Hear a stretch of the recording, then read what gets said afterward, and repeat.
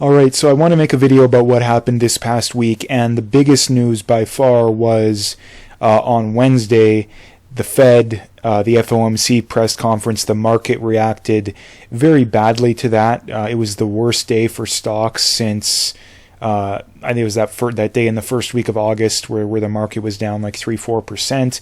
And the S&P was down, I think, about 3%. The NASDAQ was down about 4% that day. I think Bitcoin went from whatever 106, 107 down to about 100, and it actually went down to about 93 the next day. It has since recovered to around 100,000. And I think that my long and short of it is the market overreacted.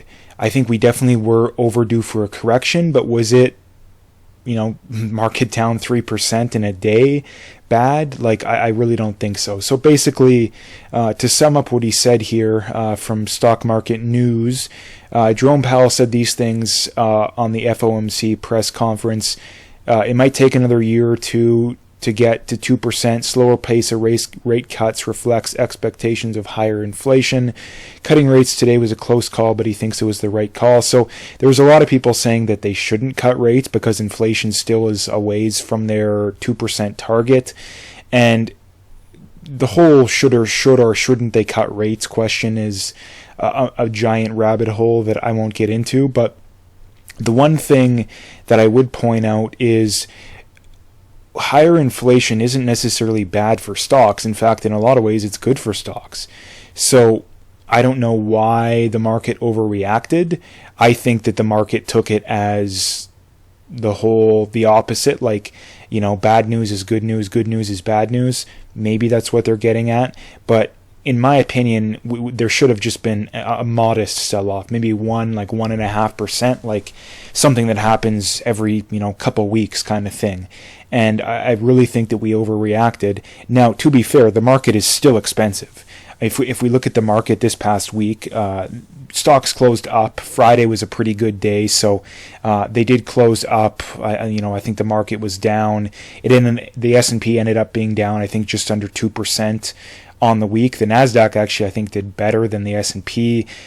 Mid caps were down 3%. Small caps were down about 4%. So that area of the market definitely got hit hardest, but you also have to keep in mind that that's also the area of the market that is the most fairly valued. So I've been saying time and time again that a lot of people are saying, the S&P 500 is at, basically record highs, and a lot of the top 10 stocks or the top 5 stocks in the market are at record highs, and all of that is true. But does that mean that you should start selling?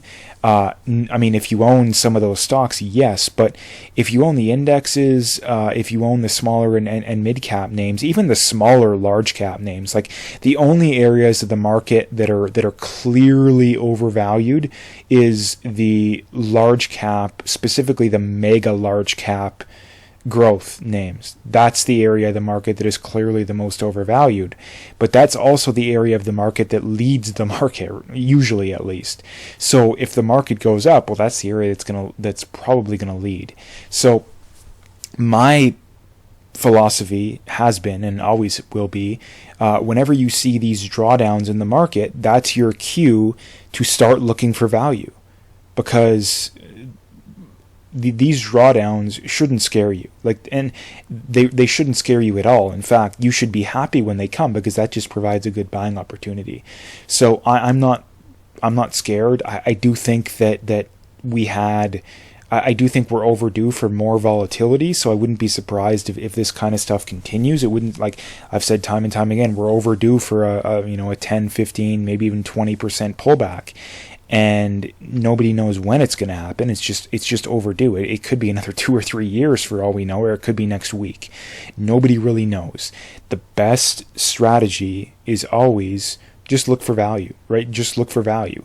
If you're a short-term investor, my philosophy definitely conflicts with yours. But if you're a long-term investor like I am, you don't really care about short-term price movements. You don't care if the market's down 10% next week or if it's up 10% next week. It's really irrelevant, because whether the market is up or down for any individual stock, usually is either completely irrelevant or largely irrelevant. So the strategy here is quite simple. Look for value. If you don't find it, well, just keep doing what you're doing. If you find it, great, start buying. If you don't, then be patient. And that's another thing that too many people fail on, is that they're not patient enough, right? In that, it's the Warren Buffett saying that, the stock market, or even investing in general, is essentially passing money from the impatient to the patient. I don't think he put it that way, but that's the easiest way to understand it, in my opinion. You have to be patient, and you have to be diligent. You have to be smart. Find the best companies. Find what the fair price is. If they're above their fair price, wait. Put them on a watch list. If they're at a fair price, buy them. That's just my opinion. That's what I've always done, and that's what I'm going to keep doing. So, MicroStrategy bought more Bitcoin again on Monday. Semler Scientific bought more. I think Hut 8 bought more. Riot is buying. Marathon is buying. And this is something that I think is really just... We're seeing, history in action, right? I mean, I think, 50 years from now, 100 years from now, like, this is going to go down in the history books. And, can you believe that we lived in this time to where this kind of stuff was going on, and yet still like 95% of the population was completely asleep? And given 95% of the population is completely asleep to this, that's why it's such a great opportunity. This is the greatest opportunity. Like I've said time and time again, Bitcoin is this generation's, comparable to the boomers buying real estate back in like the 60s, 70s, and 80s. Buying houses was just an absolute steal back then. And I think buying Bitcoin right now is our equivalent to that. It is an absolute steal, because probably pushing 99% of the population is still asleep to this. And I think that, I wouldn't even consider the idea that we're ahead of ourselves until we're in the millions of dollars a coin. Like I really don't. And the next point I wanted to get into here is kind of related, but this is from Rajat Soni. He's a good follow on Twitter, also on YouTube if you don't follow him, responding to Samantha Leduc, saying, interesting, serious question then. If one Bitcoin is sold in units of sats, and there are over 2 quadrillion of those, how can they claim scarcity, lack of dilution, hedge against inflation / debasement? That would seem to be common knowledge and, math. And the reason that I point this out is there's so many people like this. They don't have the foggiest clue what they're talking about, but yet they think that they figured it out. And Rajat responds and says, this is like saying you can cut a pizza into 16 trillion slices and end world hunger. And again, that's a very good analogy. And this is like the getting into the last point I made, why we are so early and why we are witnessing history right now. The vast majority of people do not have the foggiest clue what is going on yet. And I've also said, there's a lot of people also that say, oh, well, everybody's going to own Bitcoin one day. I think that that's certainly possible. It wouldn't surprise me, but that's still not my base case. My base case is still probably 50%, give or take, of the population will never do it, because there's probably 50% of the population that is so ignorant and pig-headed and seriously, they would rather end up homeless than just admit they're wrong about things. Look at how ignorant the average person is. There are so many people that are so beyond ignorant that they would rather work till the day they die than simply buy some Bitcoin and retire at 40 or 50. Genuinely, that's how ignorant a lot of people are. So my base case has been and has always been, and until I'm proven wrong, I'm going to maintain this, that the majority of people will never adopt Bitcoin. My base case is probably 30, maybe 40% do. If you look at the population in general, maybe 20, maybe 30% are actually intelligent people. The rest are NPCs, right?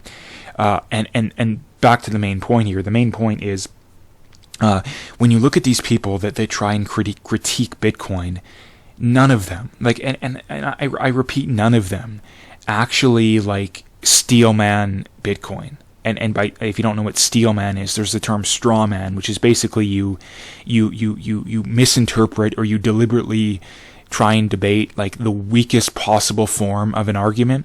Steel man's the opposite. Steel man is you take the strongest form of what they're saying, right? You give them as much of the benefit of the doubt, and you do as much due diligence as you can. And this is the thing when it comes to the anti-Bitcoin people, is they never do that, right? They never do that. And the common misconceptions are, they're stuck in, the most common one I would say is that they're stuck in this mindset of comparing it to stocks, like, oh, Bitcoin doesn't have earnings, so therefore it's worthless. Well, again, like, that's just cherry picking. Like, that's like me saying that your rental, you can't sell your rental portfolio on your stock exchange tomorrow, therefore it's a bad investment, right? You're cherry picking, right? And this is the other thing that people love to do, is that they'll take the weakness of one of Bitcoin and they'll compare it to the strength of another form of investment, and they'll say, yep, that's proof, right? The gold bugs always do this, right? They'll say, oh, well, have fun when the internet goes down. And it's like, number one, the internet would have to go down in literally the entire world, and number two, it would have to stay down for that to be a legitimate argument. And if that's the case, well, okay, well, goodbye, refrigeration, right? Goodbye, like, how are you going to pay for stuff? Like, the vast majority of people's jobs are reliant on the internet. So we literally would be like going back like over probably 100 years as far as standard of living goes, if that happens. So the chances of that happening is so astronomically low, it's not even funny.